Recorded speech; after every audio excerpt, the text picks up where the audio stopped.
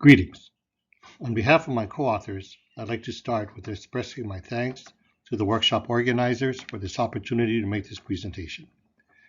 Our talk, Advancing Tropical Tuna Fishery Science with BGC-Argo, offers some thoughts on the application and value of the BGC-Argo floats and network to the advancement of fishery science. Let me start with the take-home message. BGC-Argo data will greatly enhance access to information currently not available and needed to research, understand, and assess the health and status of living marine resources, and in particular, tuna ecology and stocks. How? The network would provide a data stream of key water column parameters, especially temperature and dissolved oxygen, but also chlorophyll, nutrients, pH, and carbonate chemistry with them, and with extended temporal coverage. These data can be difficult to come by, and typically ship-based. These observations are often limited by ship time availability and sometimes by sea state, meaning winter surveys on the Pacific high seas are often avoided. Consequently, some of the most important processes, such as deep wintertime mixing that influence subsurface oxygen anomalies, continue to be poorly observed. Argo provides insight to conditions regardless of season and may be an alternate reliable data stream to provide valuable in situ observations in the absence of ship availability. These data could provide information, could improve information for population assessment of tuna fishery targets. For example, coupled with fishery catch data, these data could improve standardization of catch and therefore refine abundance indices. The BGC network will improve insight and clarity into ecosystem dynamics, such as with regards to climate change impacts, critical habitat, trophic dynamics, and system productivity, all benefits to be realized from a long duration of the BGC-Argo effort. And from a resource management perspective, the data will support and feed management strategy evaluations, fleet dynamic simulations, for example. So why do we care? As depicted in this slide, tuna worldwide are a $40 billion industry, with catch exceeding 5 million metric tons annually. 7 species in particular make up the vast majority of the world tuna harvest: skipjack, albacore, bigeye, yellowfin, and Atlantic, Pacific, and southern bluefin tuna. For the purpose of this talk, I'd like to focus on tuna in the Pacific, and in particular, bigeye tuna. The Pacific Ocean is home to the world's largest and most valuable tuna fisheries. As illustrated in the figures on the left from 2008 to 2018, the Pacific contributed 3.4 million metric tons, or 66% of the world tuna landings, and $26.2 billion, or 64% of the total value. Bigeye tuna specifically contributes 51% to this statistic, 0.4 million metric tons at the end value of US $4.3 billion to Pacific breakout. The graphic on the bottom right depicts the breakout of bigeye tuna catch by the various fisheries and gear types. Of concern to this presentation, I will focus on bigeye tuna and the bigeye tuna longline fishery. While bigeye tuna are caught on a variety of gear, the largest and most valuable bigeye tuna are caught on pelagic longlines, such as depicted on the figure to the right. These fish typically are landed and sold on the fresh fish market, such as pictured here on the left at the Hawaii Pierside Fish Auction. The target species of the Hawaii-based longline fishery contributes to make Honolulu the 7th highest U.S. landing port in value at $104 million U.S. Fish prices in this market are driven by fish quality, for example, the flesh color and fat content, and to this end, the best tuna are captured deep in the water column.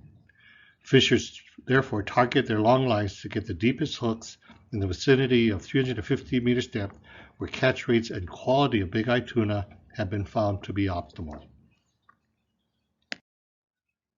To illustrate the expanse of longlines targeting bigeye tuna, this figure presents the aggregated 1966 to 2006 Pacific-wide longline catch per unit effort of bigeye tuna. Evident in the figure are the red shaded areas that represent the high equatorial catch, as well as high catch at higher latitudes in the North and Southeastern Central Pacific. In this figure, you see the abrupt boundary between the highest CPUE, catch per unit effort, and very low catch that occurs in the eastern half of the North Pacific Basin, for example, about midway between Hawaii and North America.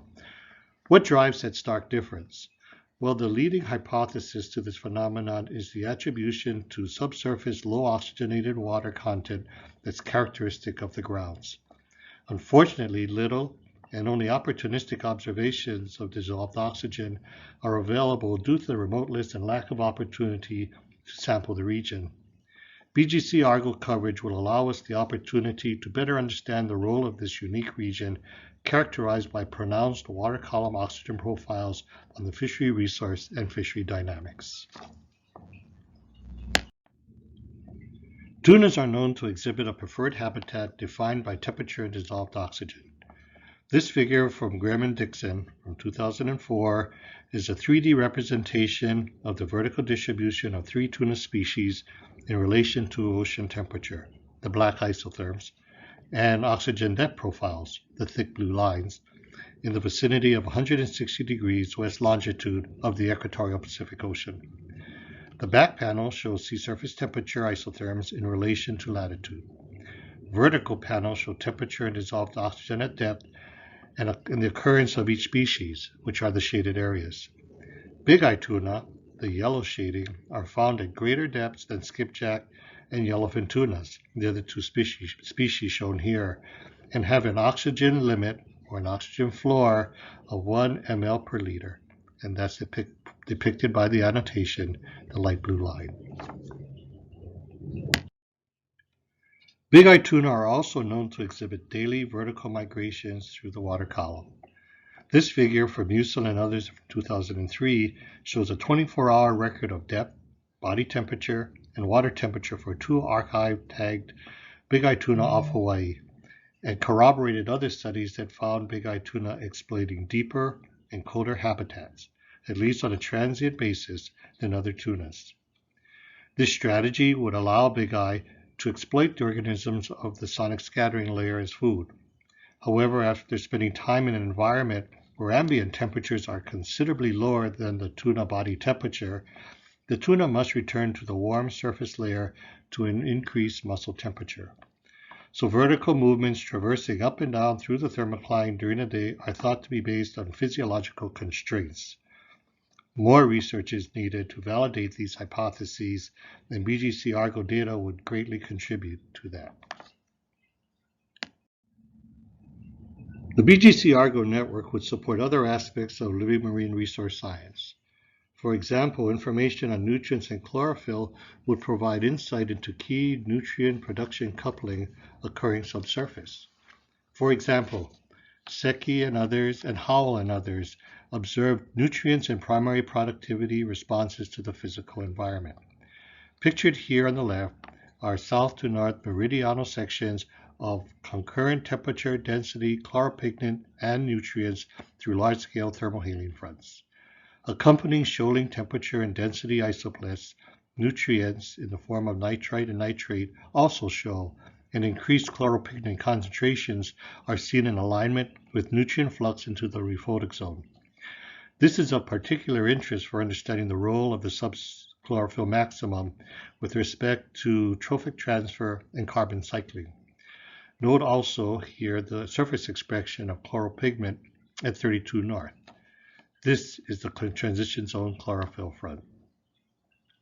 In the upper right figure, these data are expressed as integrated chloropigment and signifies the importance of shoaling of the nutricline and subsurface chloropigment generation. And illustrated in the lower right are specific phytoplankton class response to the physical forcing and nutrient flux. On the left panel, the false color image of paradennin concentrations, which is the diagnostic pigment characteristic of dinoflagellates, is overlaid with water column density. Note the increase in dinoflagellates in alignment with the leading edge of the front and subsurface large phytoplankton production. On the right, the false color image of fucoxanthin concentration, the diagnostic pigment characteristic of diatoms, is overlaid with contours of nitrate concentration. Note here the increase in production associated with nutrient flux into the euphotic zone. In the otherwise oligotrophic Pacific, these pulses of large phytoplankton production can result in eutrophic transfer efficiency. For example, these large phytoplankton are consumed directly by zooplankton, thereby shortening the food chain. Both examples are exhibits for subsurface production enhancement that BGC-Argo data will provide valuable insight into. All to say that improved understanding of the ocean's biogeochemical cycles in response to anthropogenic climate change is necessary to inform long-term strategies for fishery management. To conclude, some advantages and challenges. Frequency, duration, autonomy, geographic domain, and depth of sampling are key for consideration of BGC-Argo float acquisition and deployment. New floats move the network a significant step closer to providing key data relevant to fisheries management and understanding ecosystem dynamics. But most importantly, while BGC-Argo is a very important piece of the observation system, seagoing vessels and expeditions still remain an essential component. Thank you.